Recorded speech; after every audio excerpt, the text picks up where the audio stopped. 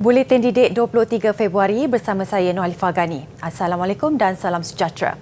Kementerian Pendidikan KPM memberi pilihan kepada sekolah rendah dan menengah untuk menjalankan proses pengajaran dan pembelajaran di rumah PDPR sekiranya penularan kes COVID-19 berada di tahap yang tinggi.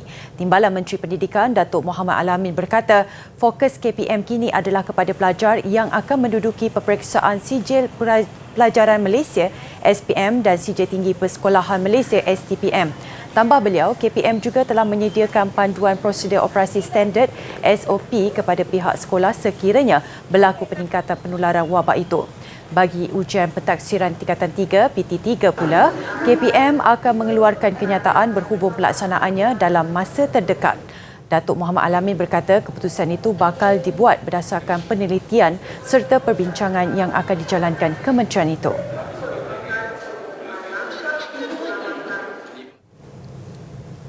Jabatan Pendidikan Negeri JPN Johor dan Pejabat Pendidikan Daerah PPD Negeri diminta bertindak segera terhadap kerosakan infrastruktur dan kemudahan membabitkan 4 sekolah di Kota Tinggi. Menteri Kanan Pendidikan Datuk Dr. Razzie Jidin berkata kerosakan membabitkan tingkap, bumbung dan tandas sekolah.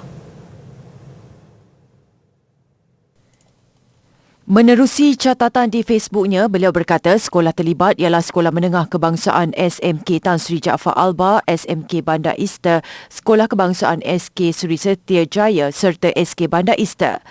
Tambahnya, kementerian akan berusaha menyediakan persekitaran lebih selesa buat seluruh warga sekolah terlibat. Semalam, beliau turun meninjau keadaan infrastruktur pengoperasian serta persediaan sekolah-sekolah di Kota Tinggi menjelang peperiksaan sijil pelajaran Malaysia SPM 2021 2 Mac depan. Datuk Dr. Razzie turut memantau perjalanan ujian bertutur bahasa Inggeris bagi calon SPM 2021 yang berlangsung di SMK Tan Sri Jaafar Albar dan SMK Bandar Ista. Program turun padang ke Kota Tinggi ini juga jelasnya melibatkan sesi libat urus bersama pengetua dan guru besar dari seluruh daerah. Beliau turut berkongsi tentang aspirasi untuk menerapkan konsep sekolahku sejahtera melalui 14 elemen utama seperti seronok, selamat, sihat, etika, empati dan artikulasi. Malaysia antara negara yang dilaporkan mencatat kadar ketagihan internet yang tinggi membabitkan murid dan pelajar sekolah. Menteri Komunikasi dan Multimedia KKMM Tan Sri Anwar Musa berkata, kawalan ibu bapa yang kurang efektif merupakan antara punca peningkatan tersebut berlaku. Kita dengar dalam komuniti misalnya berlaku hal-hal yang berkaitan dengan mental health yang tertekan kerana perkara-perkara yang mereka dapati atau peroleh daripada internet, sama ada penipuan, ada juga fitnah, ada juga fake news dan juga perkara-perkara lain yang menggunakan teknologi internet. Jadi ancaman ini adalah sangat real dan dia boleh menjejaskan kualiti hidup rakyat dan masyarakat selain daripada security daripada sudut teknologi, kehilangan data, keselamatan negara dan sebagainya. Beliau berkata demikian pada sidang media di Majlis Sambutan Hari Keselamatan Internet 2022 di Putrajaya semalam. Tambahnya, penemuan itu diperoleh hasil dapatan kajian tanda aras tahap kesedaran keselamatan cyber dalam kalangan murid sekolah dan ibu bapa 2021-2022 yang melibatkan 16,908 responden. Kajian yang dilakukan pada 16 November hingga 3 Disember 2021 itu adalah kerjasama Cyber Security Malaysia CSM dengan bahagian Sumber dan Teknologi Pendidikan BSTP dan Kementerian Pendidikan KPM. Jelasnya, tanda-tanda ketagihan internet yang dikenal pasti termasuk tidur lewat, lebih suka bermain telefon pintar berbanding bermain dengan rakan serta marah apabila tidak dibenar menggunakan telefon pintar. Antara komponen yang perlu diberi perhatian hasil kajian berkenaan ialah kandungan internet yang tidak sesuai dan risiko transaksi dalam talian. Justru beliau menggesa ibu bapa tidak boleh lagi mengambil sikap memberikan telefon pintar kepada anak-anak atas konteks ingin memudahkan pengajaran dan pembelajaran di rumah PDPR dan membiarkannya tanpa kawalan. Pemantauan dari semasa ke semasa adalah penting supaya peranti yang diberikan terutama kepada yang terlalu muda tidak disalahgunakan atau mendatangkan kemudaratan untuk jangka panjang. Sudah masuk tahun ketiga negara dilanda wabak COVID-19. Masyarakat kini sudah semakin terbiasa dengan norma baharu seperti penjarakan fizikal dan pemakaian pelitup muka. Namun berbeza bagi golongan pelajar. Walaupun sudah kembali ke sekolah, situasi itu menjadi kekangan bagi mereka dan memberi kesan jangka panjang terutama di peringkat prasekolah. Umumnya, peringkat prasekolah adalah fasa murid-murid bebas bergaul sesama rakan sebaya yang baru dikenali demi perkembangan otak mereka. Tetapi penjarakan fizikal yang terpaksa dipatuhi secara tidak langsung membataskan pergaulan itu dan membuatkan mereka kurang teruja berjumpa rakan sebaya.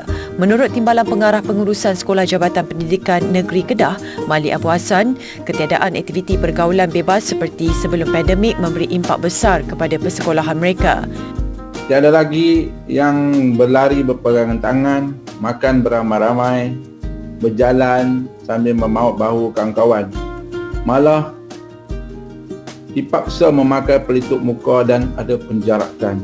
Walaupun singkat, tapi impak negatif itu berpanjangan terhadap pendidikan, khususnya emosi mereka.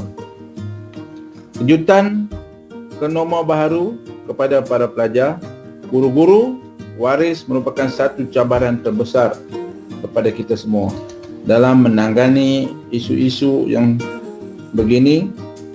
Tambahnya, nilai-nilai murni termasuk nilai perpaduan yang diharapkan dapat diterapkan melalui pendidikan awal kanak-kanak juga mengalami sedikit gangguan. Bagaimanapun, guru serta ibu bapa memainkan peranan penting dalam memastikan cabaran itu ditangani.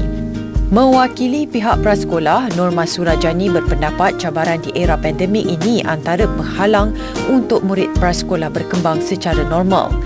Dia kena pusing 360 darjah waktu itu. Waktu kita nak menangani dari sikap, dari segi emosi dan tingkah laku kanak-kanak.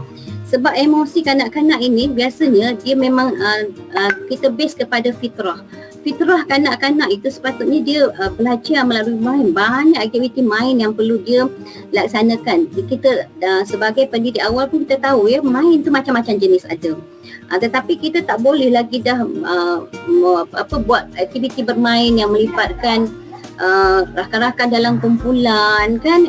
Bila tak ada tu maknanya dia akan menjejaskan keadaan macam mana emosi kanak-kanak daripada sepatutnya dia teruja, dia seronok dengan bermain itu menjadikan dia tingkah laku yang agak kita kata dia bosan. Jelasnya, murid prasekolah banyak belajar melalui peniruan dan persekitaran mereka. Justru keadaan semasa COVID-19 ketika ini memaksa guru untuk berhubung rapat dengan ibu bapa sebagai usaha menghasilkan kemenjadian murid yang unggul.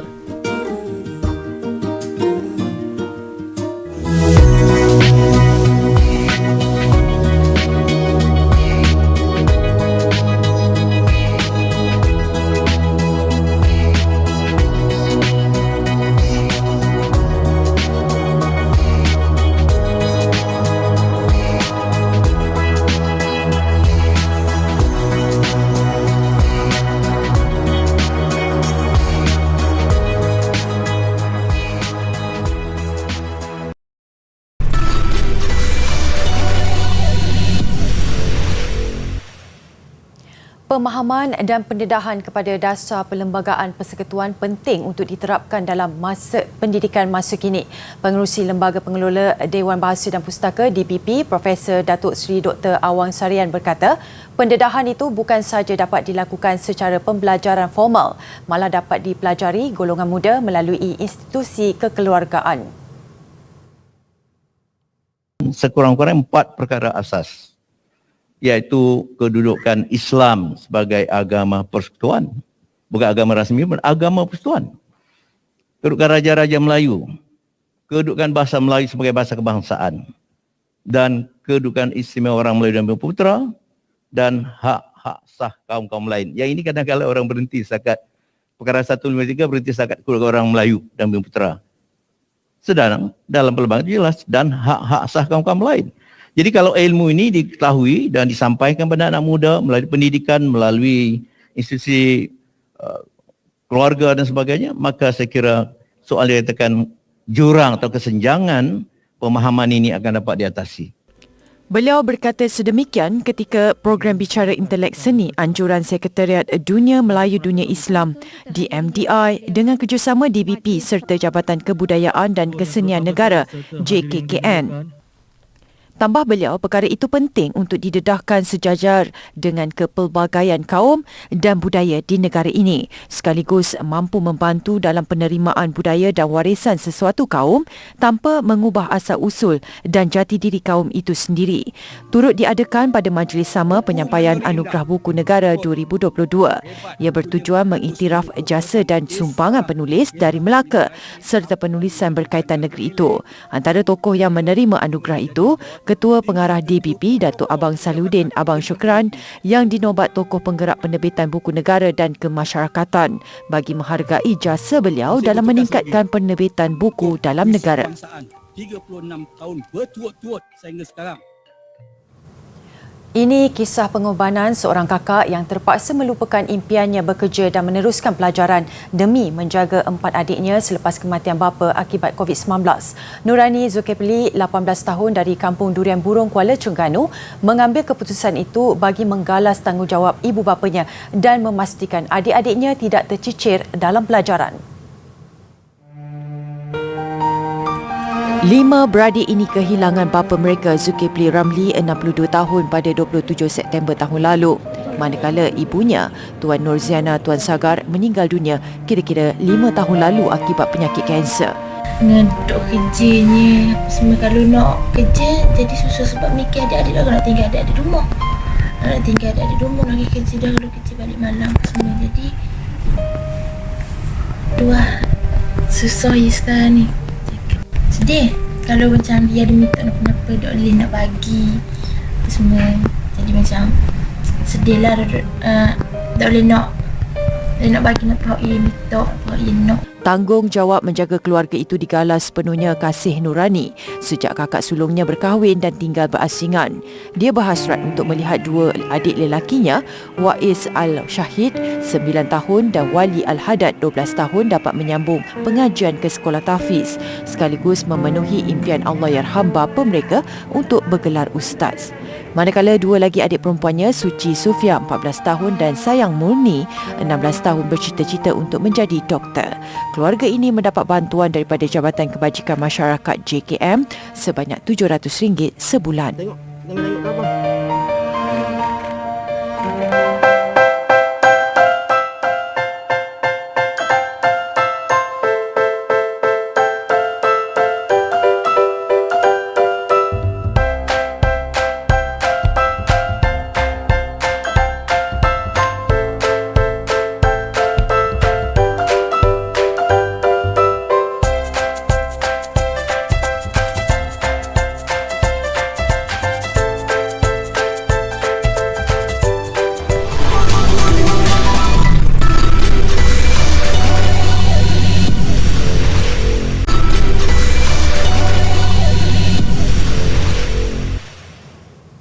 Hanya berbekalkan barangan kita semula, sekumpulan murid berjaya menghasilkan bahan bakar bagi menggantikan arang. Idea inovasi yang mesra alam ini juga dapat dijadikan sebagai penghalau nyamuk selain pewangi kenderaan semula jadi. Inovasi ini adalah hasil kreatif dan kerjasama 5 murid tahun 6 Sekolah Kebangsaan Senawang dengan bimbingan Cikgu Hamidah Ahmad. Ia adalah penambahbaikan daripada produk asal bioarang yang dihasilkan pada 2018. Uji kaji penghasilan produk ini dijalankan secara berperingkat sejak beberapa tahun lalu. Setelah saya menjalankan beberapa sesi perbincangan dengan pelajar-pelajar saya, dan kami telah pun menjalankan beberapa proses penambahbaikan daripada produk bioarang tu sehinggalah terhasilnya produk MLT Lemongrass. Okey, apa yang menariknya, produk MLT Lemongrass ini adalah dihasilkan daripada bahan-bahan kita semula. Antaranya ialah dengan menggunakan surat khabar ataupun kertas-kertas terpakai, daun-daun kayu, rumput kering, ranting-ranting kayu dan juga daripada ekstrak serai wangi. Bersaiz kompak, kecil, ringan serta mudah alih, produk ini sesuai dibawa ketika aktiviti perkhemahan. Produk ini menghasilkan bahan bakar yang kurang asap secara tidak langsung mengurangkan pembebasan karbon dioksida secara berlebihan sekaligus pembakaran yang lebih efisien. Antara cabaran yang kami lalui ialah tidak dapat menjalankan uji kaji di makmal kerana pandemik COVID-19.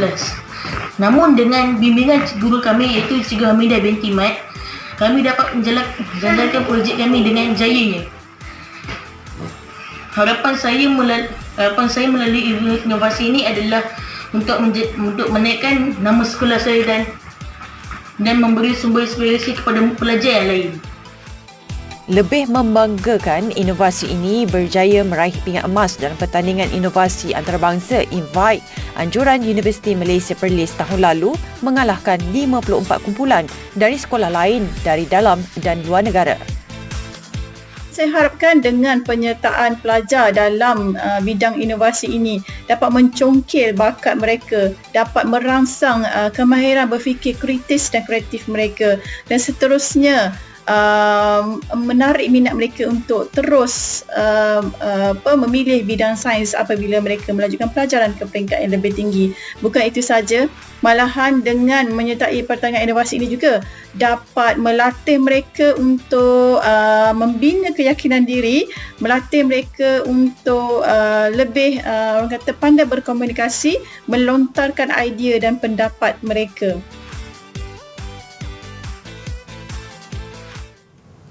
Dubai merasmikan Museum of the Future dengan struktur yang digelar sebagai bangunan paling cantik di dunia. Terletak di lebuh raya utama Dubai, museum 7 tingkat berbentuk bujur melintang itu dihiasi dengan tulisan kaligrafi. Majlis perasmiannya disempurnakan pemerintah Dubai Sheikh Mohammed Rashid Al Maktoum yang juga tenaga penggerak kepada pembinaan museum ini. Kandungan dan pameran di dalam premis ini belum didedahkan namun bertemakan inovasi teknologi dan rekaan membawa pengunjung ke tahun 2071. Bangunan terbaru ini mengukuhkan lagi kedudukan Emirat Arab Bersatu UAE sebagai rumah kepada seni bina futuristik. Turut diadakan pada majlis pelancarannya pertunjukan cahaya laser yang mengindahkan lagi penampilan bangunan ini.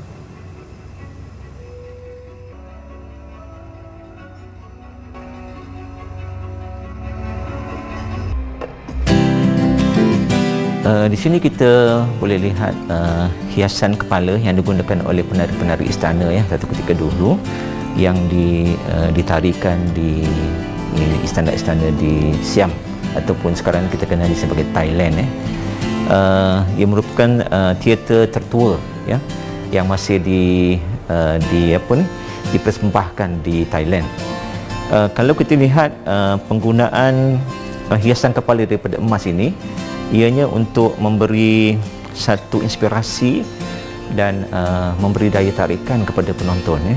Sebab lenggang-lenggok penari-penari ini akan bersekali dengan bentuk ataupun hiasan-hiasan kepala yang diperbuat daripada emas ini. Lazimnya permainan ataupun teater tertua di Thailand ini ataupun di Siam ini telah bermula seawal abad yang ke-13 zaman kerajaan Ayutthaya lagi.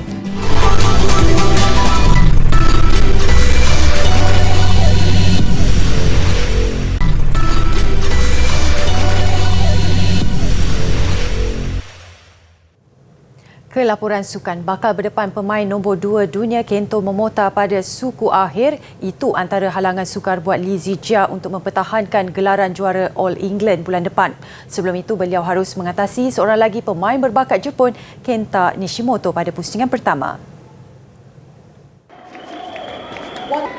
Kejuaraan All England yang dijadual berlangsung pada 16 Mac dilihat cabaran sebenar buat Lee Zijia selaku pemain profesional selepas membantu skuad kebangsaan menjuarai kejohanan berpasukan Asia di Shah Alam baru-baru ini.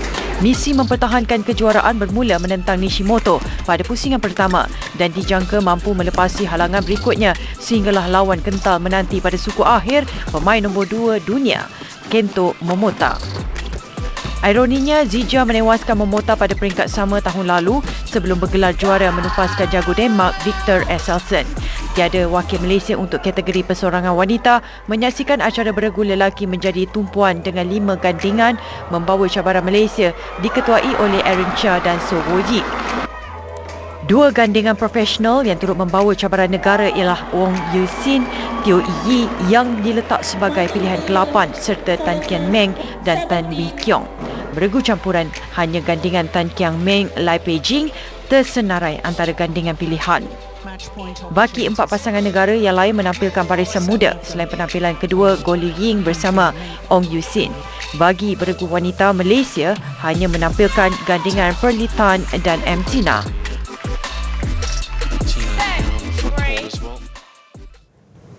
Kerancakan Liga Hoki Malaysia berterusan dengan 3 lagi perlawanan berlangsung semalam menjadi tumpuan pertemuan Maybank menentang Terengganu Hoki Team THT yang menyaksikan kedua-dua pasukan berkongsi mata. THT dan Maybank masing-masing turun untuk aksi ketiga pada perlawanan yang berlangsung di Stadium National Hoki Bukit Jalil. Maybank mengejutkan THT apabila membuka jaringan minit ke-16 menerusi Muhajir Abdul Rauf. Kedudukan kembali seimbang apabila THT menyamakan kedudukan minit ke-30 hasil sudut penalti Nabil Fikri Muhammad Nur. Pada suku ketiga, Maybank sekali lagi di depan menerusi pukulan sudut penalti Muhammad Razi Abdul Rahim. Bagaimanapun, THT bangkit menyamakan kedudukan menerusi jaringan penyerang kebangsaan Faizal Sa'ari pada suku keempat. Keputusan 2-2 menyaksikan kedua-dua pasukan terikat 7 mata selepas 3 perlawanan. Namun Maybank kekal di puncak liga mengatasi THT di tangga kedua berdasarkan perbezaan jaringan.